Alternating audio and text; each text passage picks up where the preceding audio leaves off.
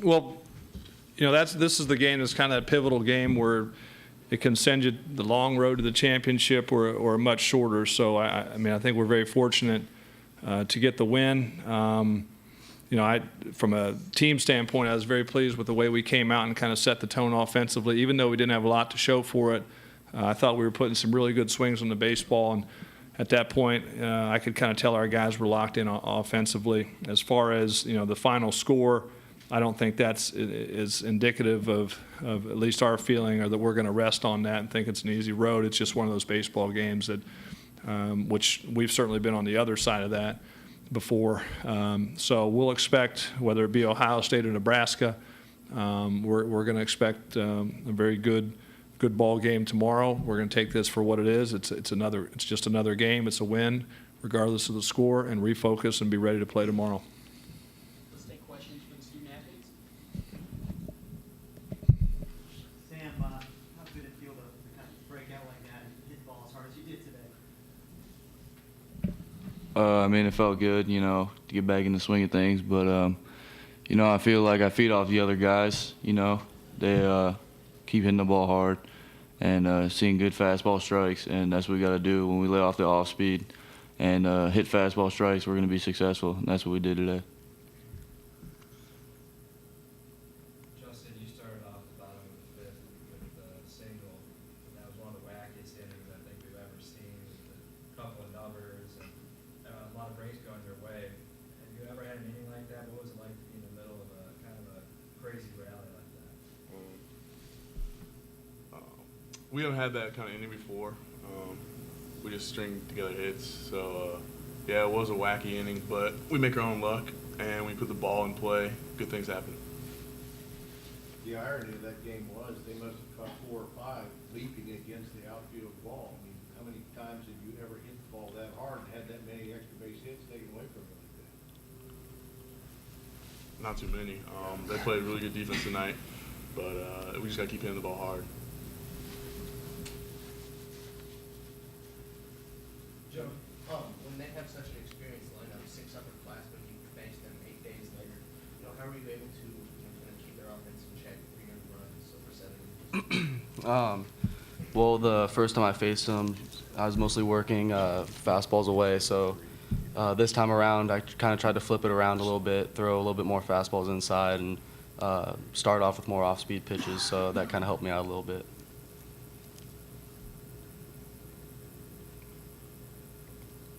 Any more questions from student athletes? All right, you guys are free to go.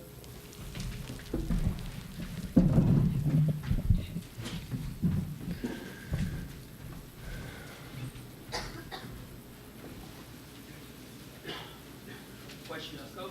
Coach, I wonder if you could characterize the kind of impact that Kyle Swarbles had on your team this year. I know he's a little town kid down the road from us there in Troy. And talk a little bit about, he's a youngster. I mean, he's got a lot of baseball ahead of him. Yes, he does. Well, I think if you just even look at the record, and I think Kyle, our sports information director, had it. We were a 500 club when he wasn't really at full strength with us, and we had him in a kind of a pinch hit role and kept him out of there, and what we are when he's in there. But I think you're exactly right. More than just what he does in terms of his physical abilities is he brings a confidence, quite honestly, to the other guys when he's in there, and because they know if I make a mistake here, whatever, the big Shuba can take care of it, and with one swing. But he's a fun baseball player, and it's that rare combination where you get a guy that's that talented but also loves being at the yard every day. He's a fun-loving guy. He's a tough kid, but he enjoys being at the game, at the yard. And I've had some kids that, the talent-wise, that, maybe it's a labor for them to be there. But that kid, as you said, he's got a lot of baseball left, and he'll probably, I don't mean this in a bad way, he's going to be around the game a long time. He'll probably die on a baseball field, only because of old age. Yeah, you understand what I'm saying. But he's a fun kid to have on the team. I think he could play linebacker for you, too. Well, that first year at Indiana, when they found out that Schwarber was a D1 linebacker, they were asking us if I said, heck no, we're going to get selfish on that one. It's good. We talked about Travis and he was slumping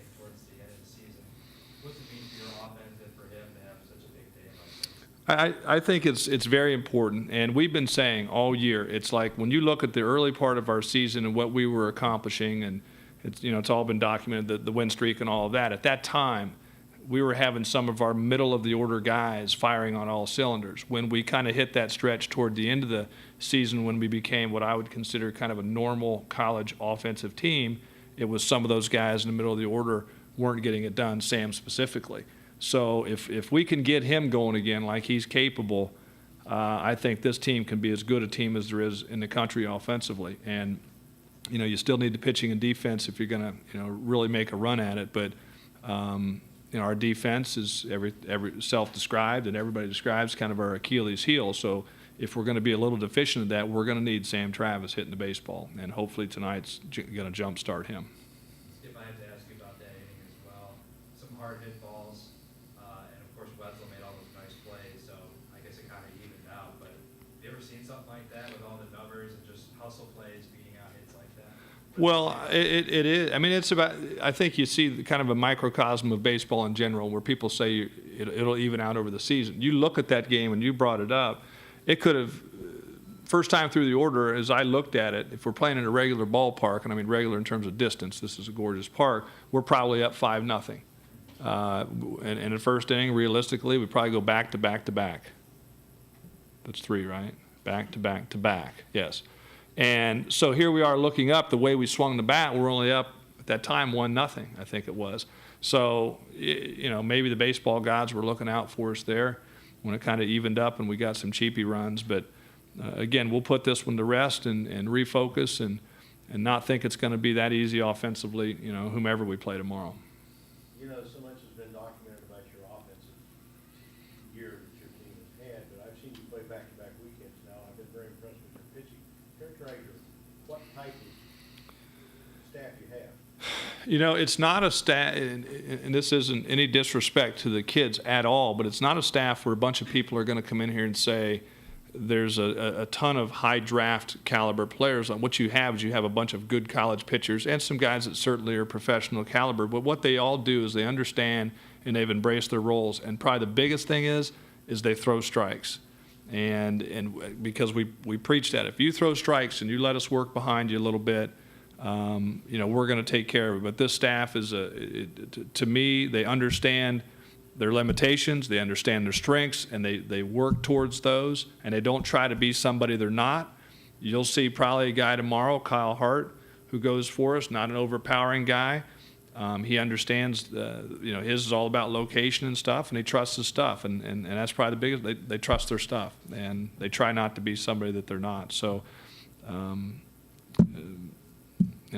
very, very consistent all year. But yeah, that kind of gets lost in what we've been doing offensively. But our ERA is what, Kyle, nationally? Fifth in the country. And and ultimately at the end of the day, that's what's going to win championships. It's not going to be our offense. Any more questions for Coach? Long day at the yard. Everybody ready to go home. Thank you. Troy, Yeah. last weekend I talked to Michael Basil about how he wasn't recruited by Ohio State. Coach feels that wasn't Chris Webb said you were here when he was a freshman. But Troy, just for you as a science book kid, you had all 3 RBIs tonight. You were productive against this team last weekend. Is there a special motivation for you facing this team? I don't know. I guess a little bit, but it kind of means a little more just because that's my hometown. I'm from Indiana, but I mean, You got recruited by Indiana, didn't you? yeah. You chose Ohio State? Uh-huh. Okay. And but I don't know. I think there's more motivation that they're the top team in this tournament and that we're trying to get to that tournament championship. So, I mean,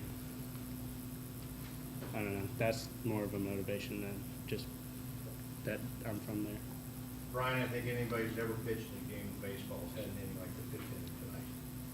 Can you characterize what that was like just to try to get out of that inning with all that going on behind you? I mean, I just didn't execute. Should have been out of that inning long before. I made a bad throw to second. Didn't make my pitches. Just kind of fell apart for me. for either of you guys, I mean, this certainly wasn't the game we were hoping for. How do you put it behind you to get on to the next game? What do you guys talk to one another? How do you do it?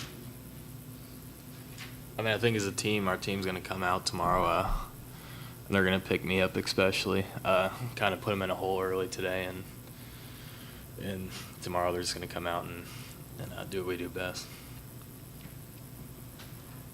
Brian, what can you say about Wetzel's defense early on? And when you did get to that fifth inning, some of the balls then started just not bouncing your way, some numbers, some bad luck. What did that feel like, and how did you try to get through that? Yeah, no, he's done that all year for me. He's made plays for me out there and really helped me out. And, I mean, he did it today. It showed. Made a few plays up against the wall, and then just a few bounces didn't go my way in the fifth, so. Anything else from the student athletes? All right, you guys free to go?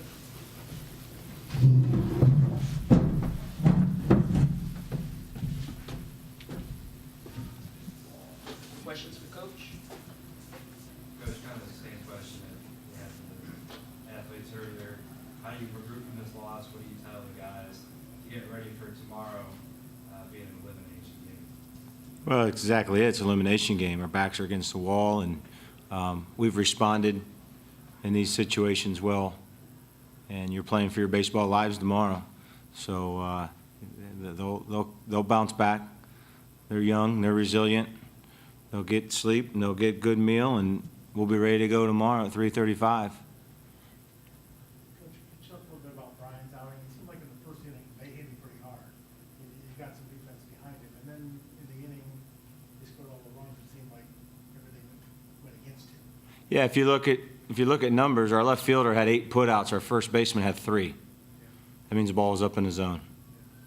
You know, Brian's been awfully good for us all year long, and you know, it's not on any one guy in our program. He like he said, he didn't execute his pitches very well. And when you're playing the team and a good hitting team like Indiana, and you don't execute your pitches, you put the ball up in the zone, your left fielder is going to have to make plays. Coach, what in particular about Nebraska are you preparing for? You scored 7 runs earlier today. I know they're pretty good offense.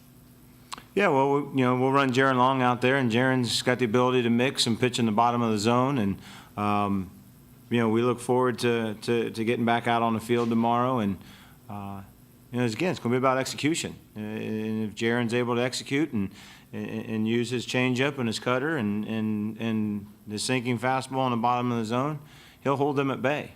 And we're getting now towards the deeper part of the tournament, and you're going to have to score some runs. We're going to have to score more than 3 runs at some point to win this tournament. And I look forward to our offense to come out and be more offensive tomorrow, and we're going to need that in order to get through tomorrow's day.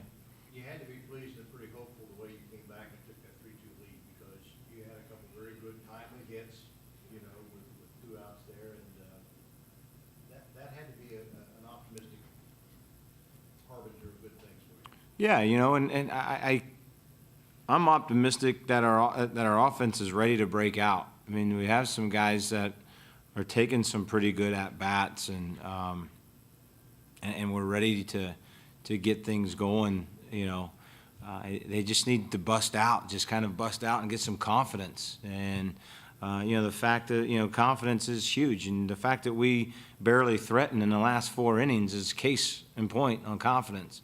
We take a bad 5th inning, go down 4 or 5 runs, and it's like, you know, it's a punch in the mouth, and we didn't respond well and fight back the way we need to. And that was my post-game talk, because we need to be able to take if we're going to survive tomorrow, we're going to need to be able to take a punch at some point and keep going. Coach, I understand both teams play on the same field in the same conditions, but did the weather conditions have anything to do with that inning? I'd rather not comment on that. Thank you. Anything else for Coach? Coach, you, just to clarify, you did say Drew was offered by Indiana. He just chose Ohio State? Correct. That's my understanding. He was offered by Indiana. I obviously don't know that firsthand, but that's my understanding. All right, thanks, Coach. Thank you.